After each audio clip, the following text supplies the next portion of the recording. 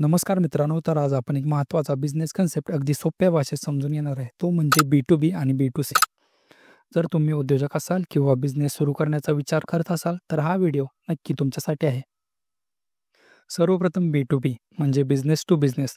यात एखादी कंपनी आपले प्रॉडक्ट्स किंवा सर्व्हिस थेट दुसऱ्या कंपनीला विकते. उदाहरण, एखादी सॉफ्टवेअर कंपनी जी अकाउंटिंग सॉफ्टवेअर एका फॅक्टरीला विकते. इथे ग्राहक म्हणजे कंपनी असते, व्यक्ती नसतो. आता येते B2C म्हणजे बिझनेस टू कंझ्युमर.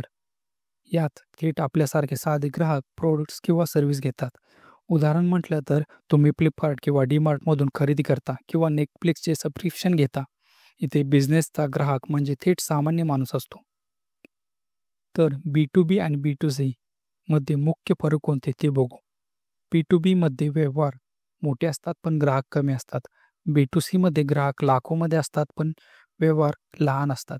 B2B मध्ये फोकस असतो नातेसंबंध आणि दीर्घकालीन विश्वासावर. B2C मध्ये फोकस असतो भावना, जाहिरात आणि जलद विक्रीवर. तर मित्रांनो, थोडक्यात सांगायचं तर B2B आणि B2C हे दोन्ही वेगवेगळे बिझनेस मॉडेल आहेत. तुमचा व्यवसाय कोणाला सेवा देणार हे तुमच्यावर अवलंबून आहे. व्हिडिओ आवडला असेल तर लाईक, शेअर आणि सबस्क्राईब करायला विसरू नका.